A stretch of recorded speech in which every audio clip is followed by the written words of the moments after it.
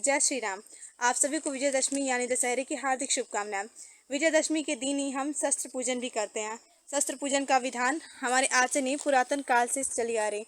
सनातन संस्कृति में हम शस्त्र पूजन करते हैं।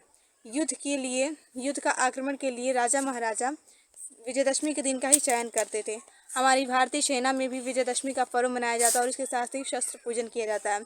पुलिस विभाग में भी शस्त्र पूजन किया जाता है। अगर आपके जीवन में विधान संबंधी समस्याएं चल रही हैं तो आप प्रदोष काल में शमी की पूजा अवश्य करें और शमी की पूजा करते समय इस निम्न मंत्र का उच्चारण करें। शमी शमयते पापम शमी शत्रु विनाशिनी अर्जुनस्य धनुर्धारी रामस्य प्रियदर्शिनी करिष्यामाणयाड यथा कालम सुखम मया तत्र निर्विघ्नं तिर्वं भव शमी पूज्यते। पुराणों के अनुसार श्री राम जी ने नवरात्रि के पूजा की।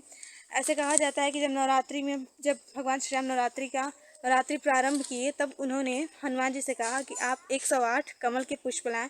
कमल का पुष्प अर्पण करने से माता अत्यंत बहुत जल्दी प्रसन्न हो जाती हैं।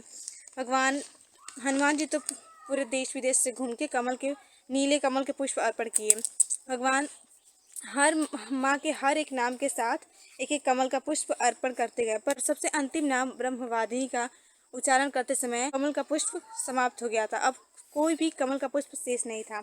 तब भगवान राम ने माता को कमल के पुष्प के बदले अपनी एक आंख अर्पण करनी चाहा।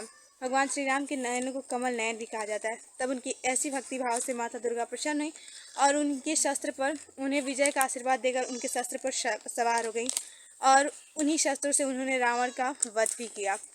इसी उपलक्ष्य में हम शस्त्र पूजन भी करते हैं। विजयदशमी के दिन क्षत्रिय शस्त्र की पूजा करते हैं, ब्राह्मण विद्या और ज्ञान का पूजा करता है। विजयदशमी के दिन ही पांडव अज्ञातवास जाते समय शमी वृक्ष पर अपनी शस्त्र रख गए थे और उसे विराट महाराज से युद्ध करने के लिए उतारा गया था। पांडव अपने अज्ञातवास के पश्चात इसी दिन पांचाल और वहां अर्जुन की धनुर्विद्या के आधार पर द्रौपदी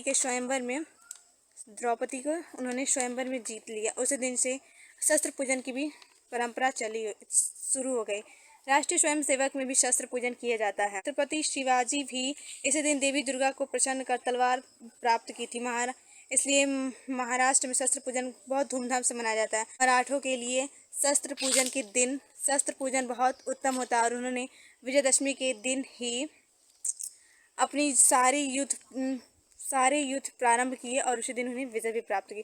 तो आप भी इस विजयदशमी को शस्त्र पूजन अवश्य करें। जय श्री राम।